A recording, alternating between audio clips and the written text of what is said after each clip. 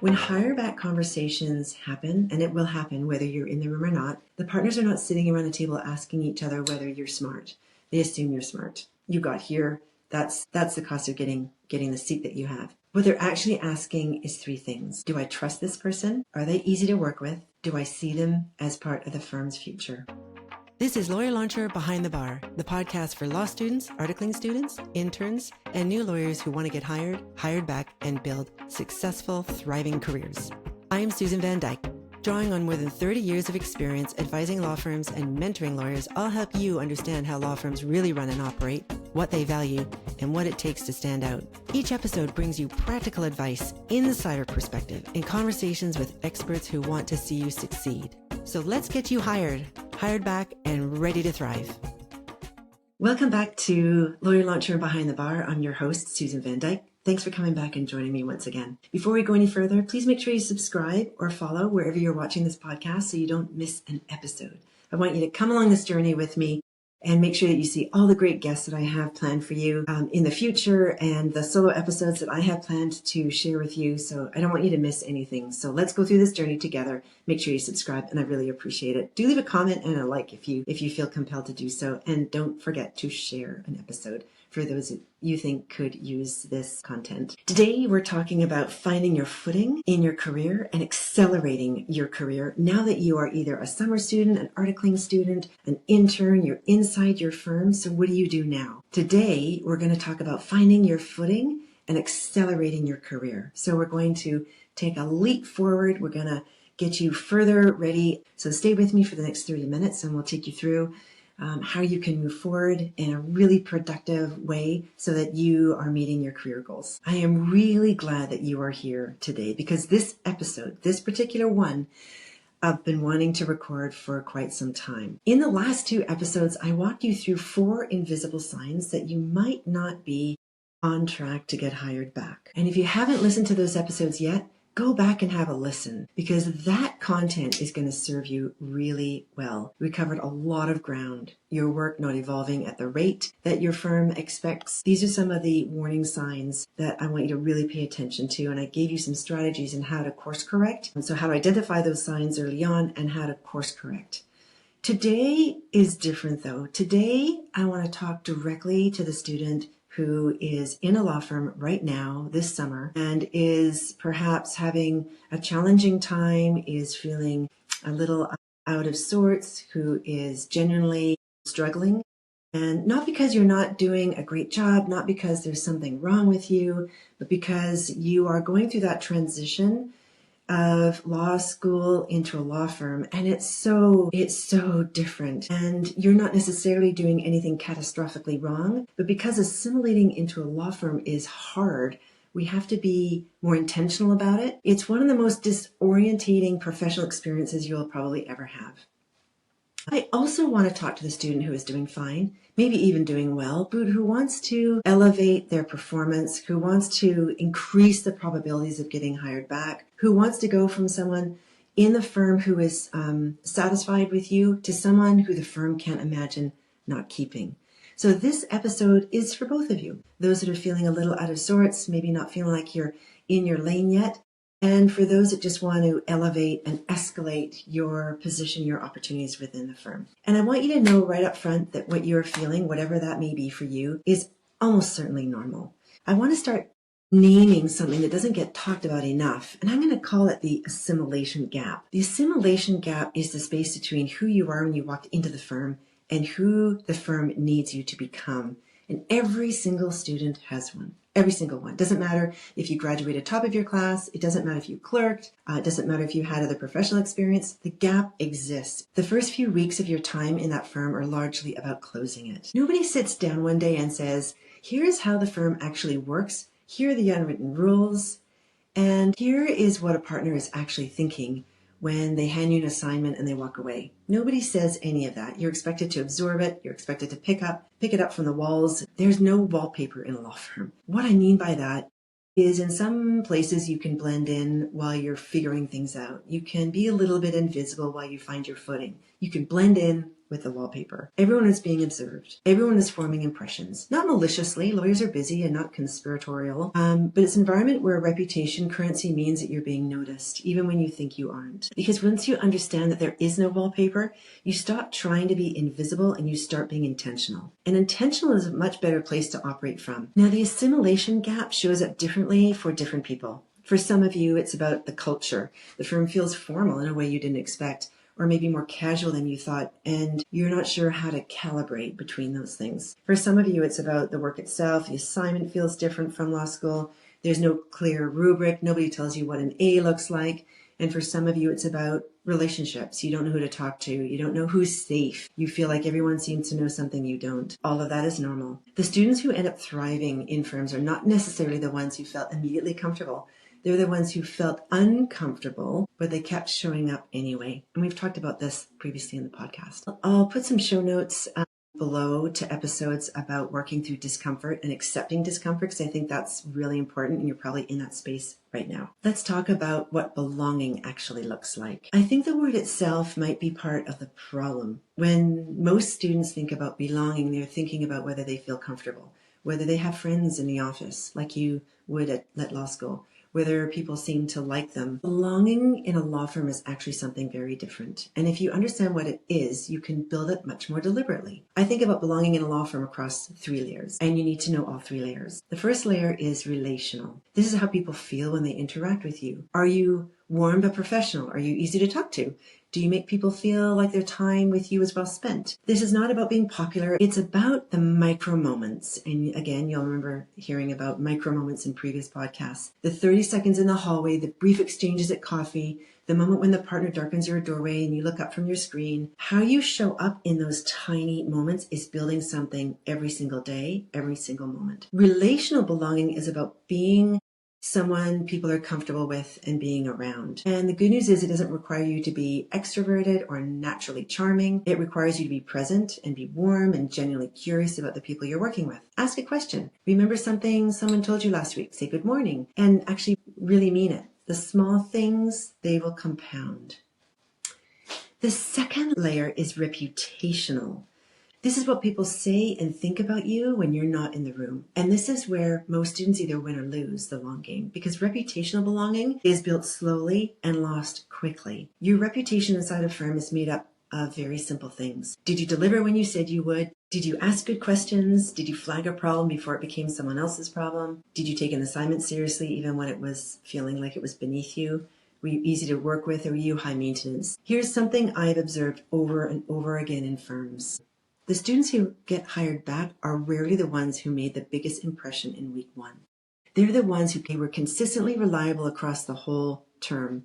Consistency is your reputation, not brilliance or perfectionism. It's consistency. The third layer is functional. This is whether you actually understand how the firm works. And this is the one most students underestimate enormously. Every firm has a way of doing things. It might be formal, it might be informal, but you need to kind of understand the hierarchy. And there's a culture around how work gets assigned and how it flows, and you need to understand that too. There's people who hold enormous informal influence. It could be a senior legal assistant who's been with a partner for 15 years, a paralegal who's been in the practice group. And if you understand that and you treat those people accordingly, you're ahead of 90% of the students who walked in the same week you did. So functional belonging is about understanding the environment that you're actually in, not what you imagined. So 3 layers: relational, reputational, functional. Most students focus almost entirely on the work product and forget that belonging lives in all 3. Okay, I want to stop here and speak directly to the student who is struggling. Maybe you've had a piece of work go badly. Maybe you've got feedback that stung, or you got silence when you expected feedback, which is sometimes worse. Maybe you feel like you're behind everyone else in your cohort. Maybe you just have a nagging sense that something is off and you can't quite put your finger on what it is. I want to say something important to you, and I want you to actually hear it. This happens to people who end up being excellent lawyers. The students who go on to have remarkable careers are not uniformly the ones who walked into a firm immediately and nailed it. The difference, though, and the only difference between those who recovered and those who didn't, is what they did next. And what they did next is not give up and did not go quiet. Because here's the thing.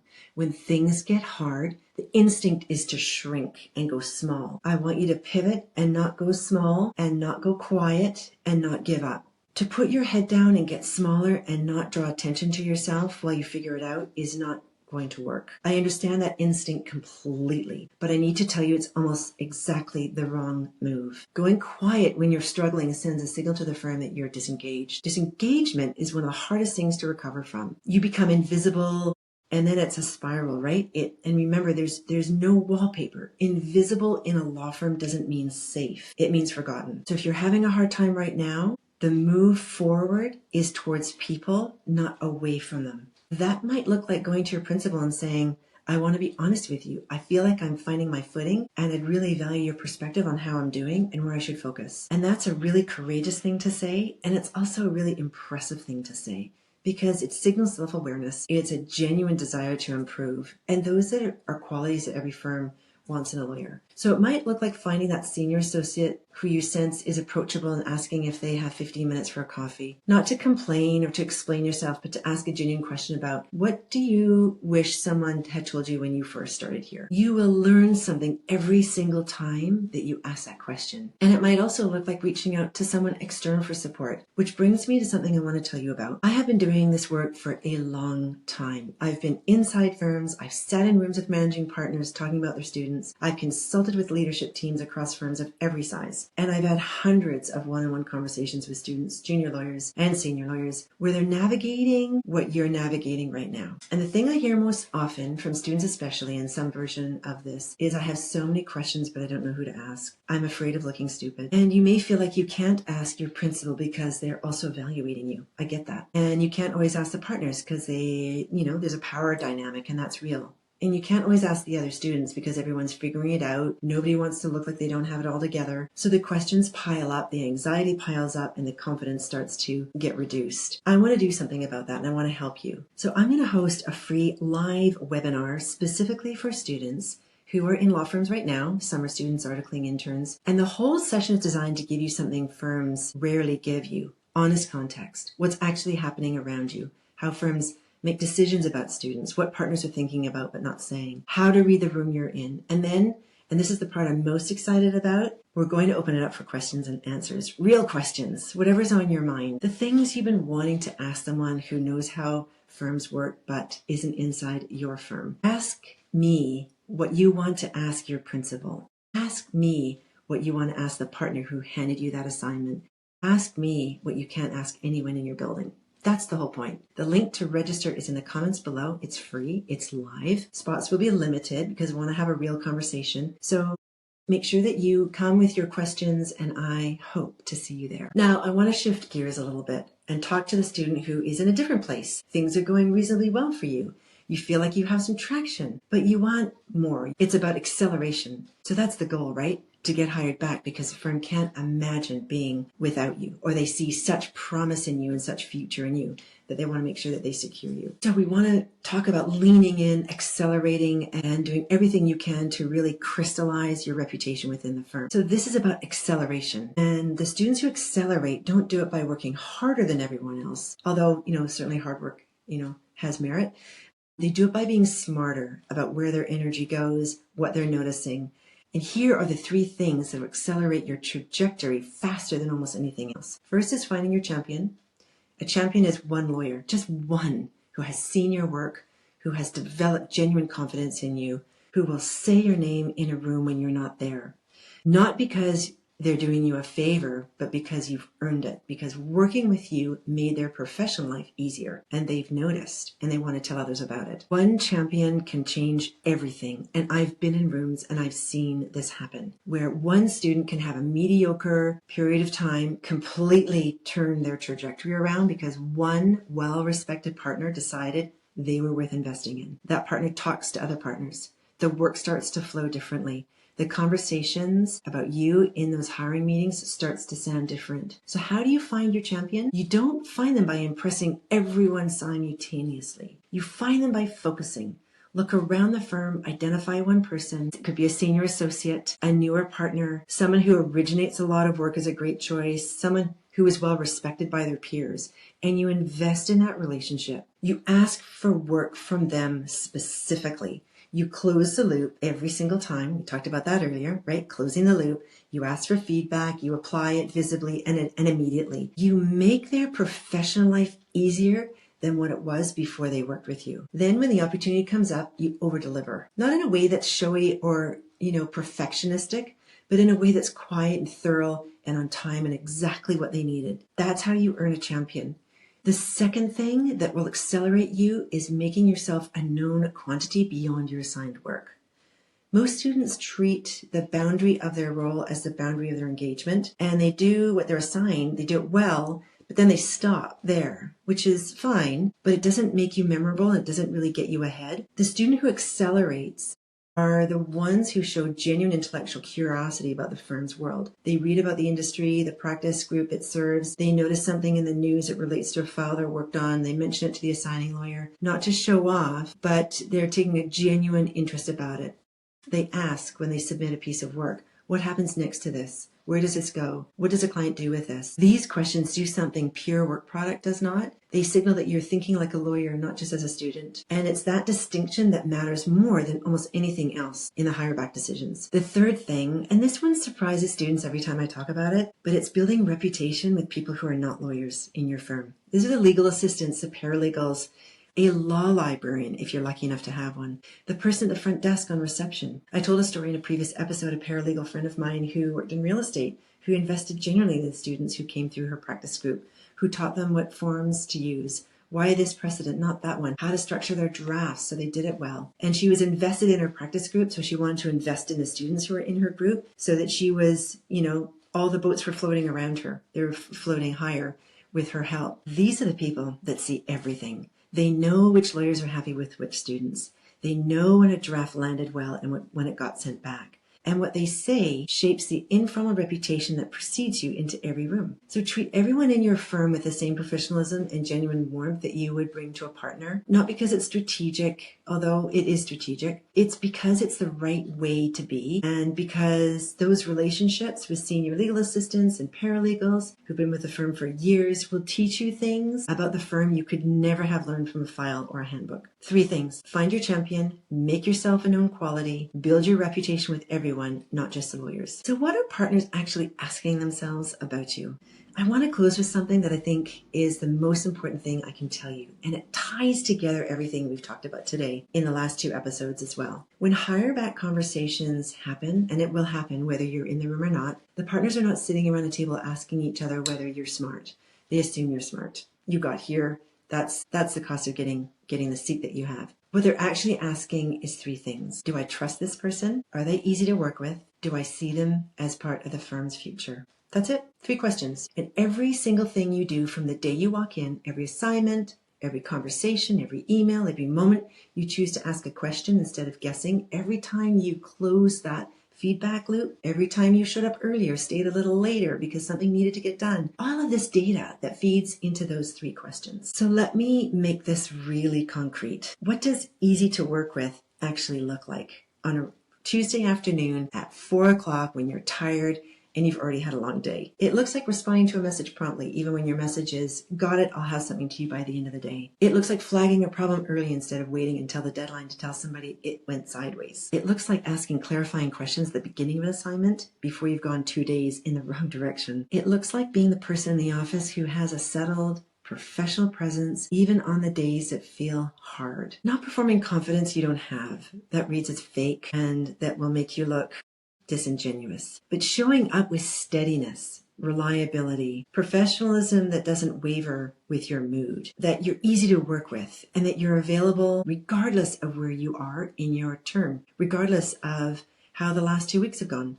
Now, they're going to ask, do I trust this person?